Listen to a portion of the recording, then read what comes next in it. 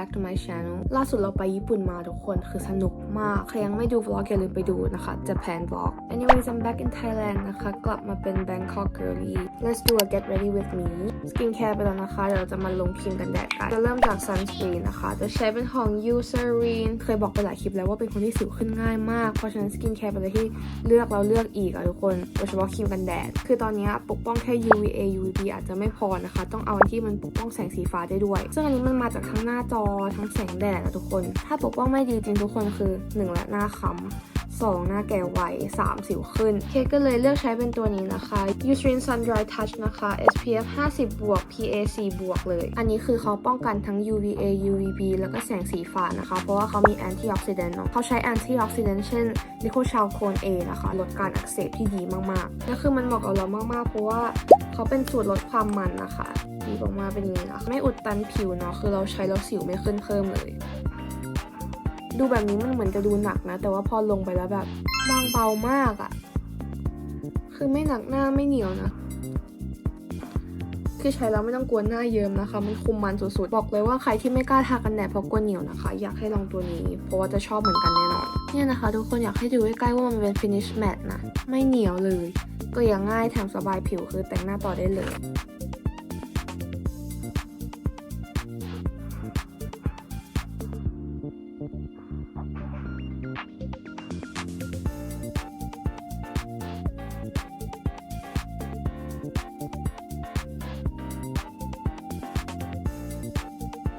คุชชั่นตัวโปรด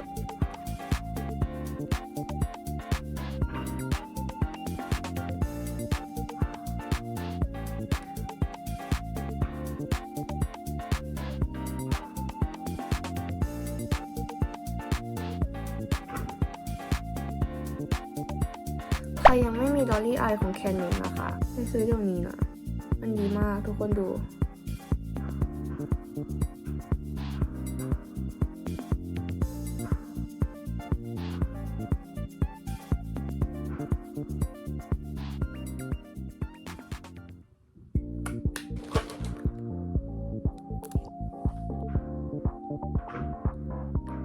Makeup is done you guys อันนี้เราอัปเกรดนะคะมาใช้กล้อง DJI เคยเปิดเพลงดังไปหรือเปล่า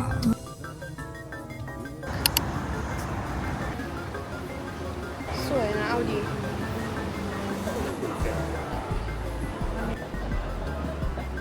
วันนี้เราต้องอ่านหนังสือเล่มนี้ให้จบตอนนี้อยู่ตรงนี้ละครึ่งทางแล้วจะจบไหมเขาพกหนังสือกันมาหมดค่ะอ่านอีบุ๊กe-book อะไรเราตามเทคโนโลยีเราเป็น2025แล้วโอ้มึงเล่นเยอะเวลามันเทรดอะมันอาชีพอะไรต้องใช้แบบปั่น You getting that? Yeah. Actually, the cake looks so good just now. When I'm cutting sugar.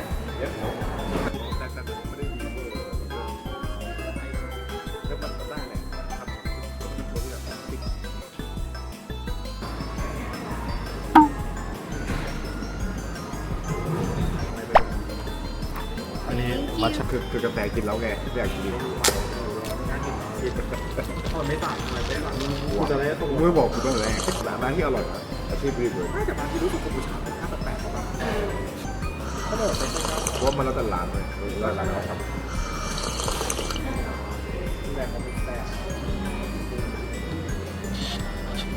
กินหมดไหมปะอยากเปลี่ยนร้านละช่วยถึงเขาจริงตอนนี้เลยตอนนี้เลย Easy Girl ชั่วโมงที่ผ่านมาไม่ได้ทำเยอะเราไม่ทำอะไรคือต้องส่งคนที่ทำงานไม่คือไม่ได้ทำงานไม่ได้อ่านหนังสือ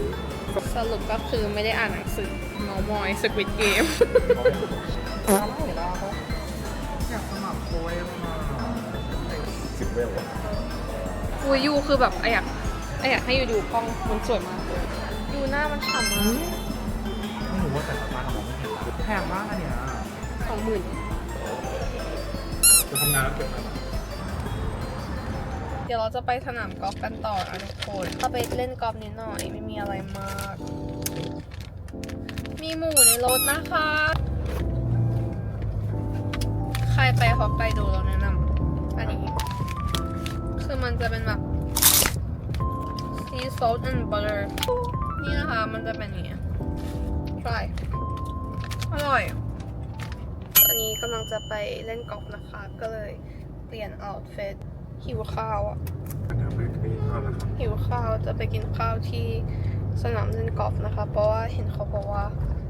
ข้าวอร่อย but I think it's mid but since you guys said it's สมัยเป็น good บ้อง no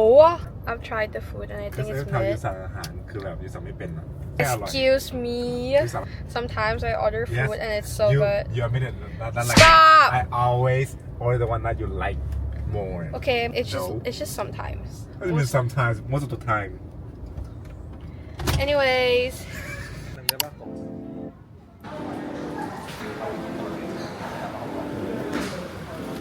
กะเพราไข่ดาว ข้าวกะเพราไก่กระดาว ทำเป็นแบบนั้นเลยเหรอ ปะหรือว่าปะตีสวยอย่างเดียวรูปไม่ต้องไปไกลหรอก จะเน้นสวย สวยสุดท้ายกล้องไม่เห็นหรอกว่าตีไปไกลขนาดไหนอุ้ยอุ้ยอันนี้เลิศนะโอ้โหมันตรงมากเลยอ่ะ my กระเพราไข่ดาว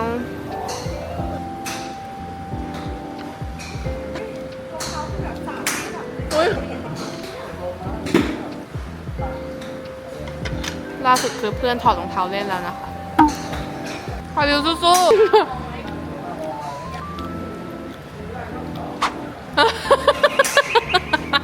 แล้วก็หันแบบนี้แล้วก็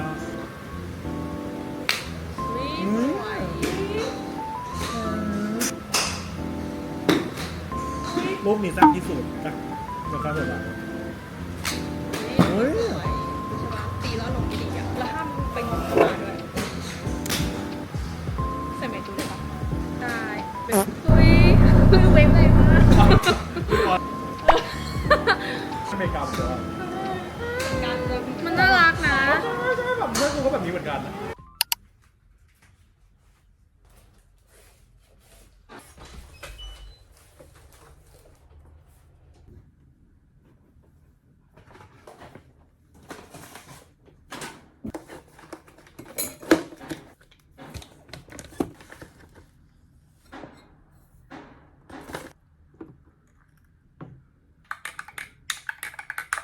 วันนี้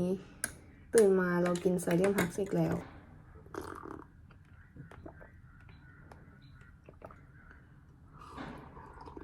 เราจะบอกว่าเสื้อตัวนี้เราเคยใส่ถ่ายคลิปลง TikTok นะคะ และมีคนนึงถามพิกัดเสื้อเรา แต่ว่าเสื้อตัวนี้มันเป็นเสื้อแข่งวอลเลย์ของเราตอนป .6 หรือม .1 ก็ไม่รู้ This is my volleyball jersey but it's so cute right my coach definitely had the vision like why does this look so good why does it snatch my waist like that คือใส่แล้วทำไมมัน LS มันแบบทำไมมันใส่แล้วแซบล่ะใครมันจะไปรู้ว่า10 ปีผ่านไปมันจะออกมาแบบแฟชั่นไอคอนขนาดนี้เป็นมันหวานญี่ปุ่นซื้อมาให้เป็นแพ็คเลย It's breakfast time guys มาทำข้าวเช้ากันนะคะยังไม่แน่ใจว่าจะทำอะไรเป็นคนนี้ไม่ค่อยทำอาหารแล้วก็ทำอาหารไม่ค่อยเป็นเลยแหละ Let's see how it goes แล้วก็แม่เราซื้ออันนี้มาให้มันน่ารักมาก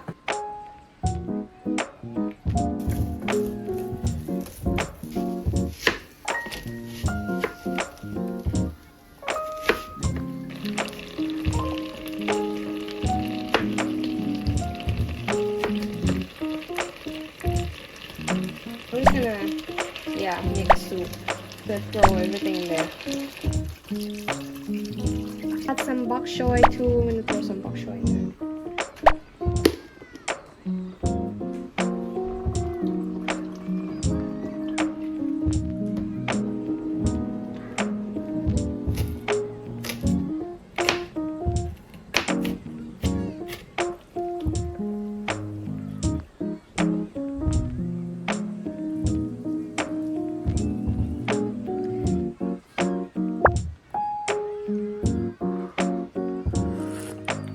จืดแบบจืดเลย น้ำเปล่าเลย น้ำมะเขือเทศ next up we're gonna make some eggs มาเราสั่ง sourdough มาให้นะคะ จากร้าน Granny Basket it's huge มันใหญ่มากเราจะทำ scrambled egg มากินกับ sourdough นะคะ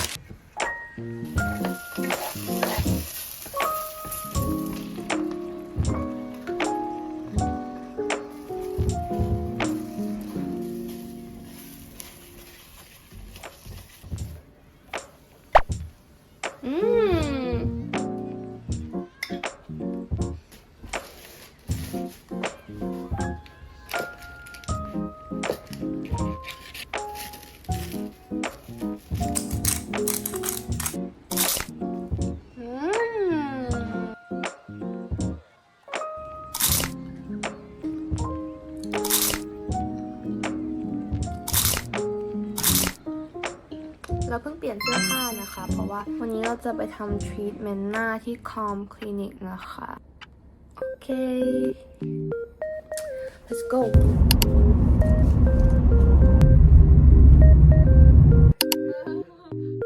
เราจะทำอะไรกันบ้าง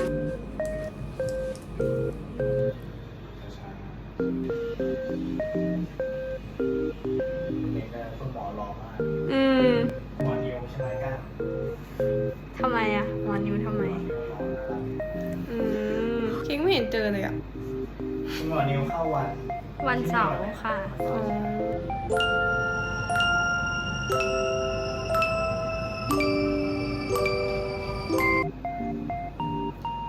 ากโอเค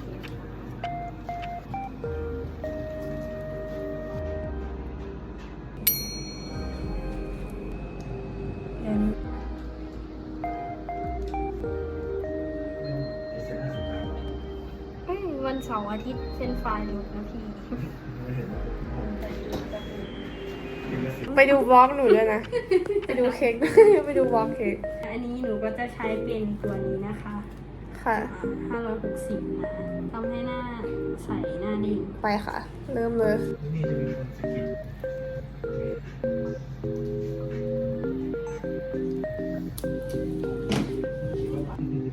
โอเค เดี๋ยวรอ10 นาทีนะคะ ให้ปิดไฟให้ปิดไฟเลยนะ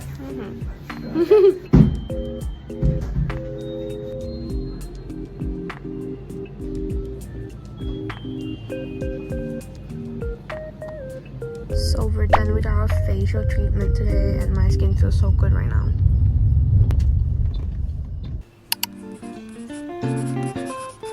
วันนี้เราจองโรงแรมไว้กับเพื่อนนะคะ เราจะมาแต่งตัวเล่นๆกันในห้องแล้วก็กินข้าวเมามอยแถวชัยนาทาวน์นะตอนนี้เรากำลังรอเพื่อนอยู่ที่ล็อบบี้นะคะเพราะว่าชียังไม่ถึงโรงแรมก็คือสวยมาก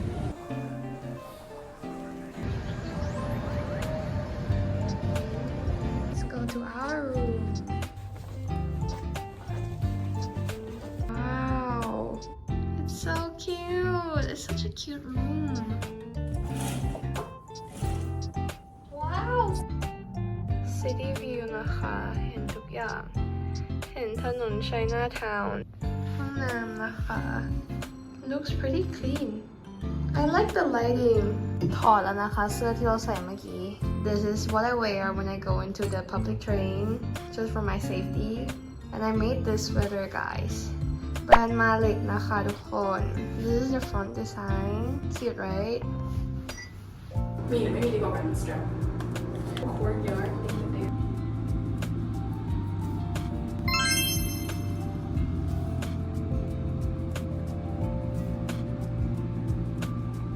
แต่งหน้าอ่อนไปไหม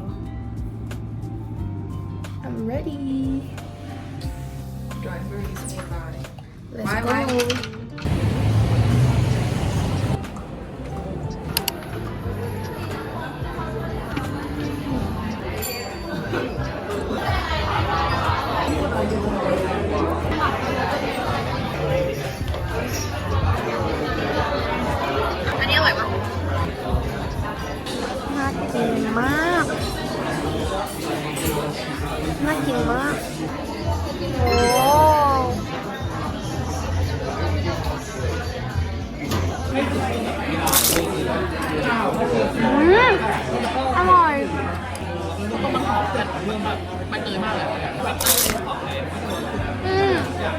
ข้าวต้มหอม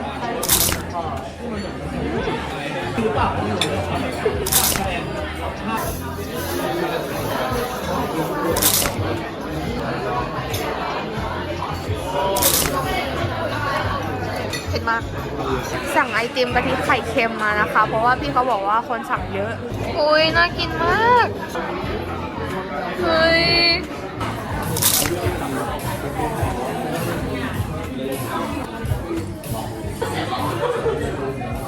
อยากรู้ว่าเขาทำไมเขาไข่แดงแล้วเขาก็ไม่ปล่อยไอ้ว่าใช่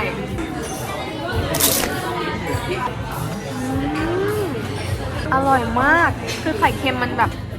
หนัว หรือว่าอันนี้คือเหตุผลที่คนชอบซื้ออะไรนะ ละมุน ไอติม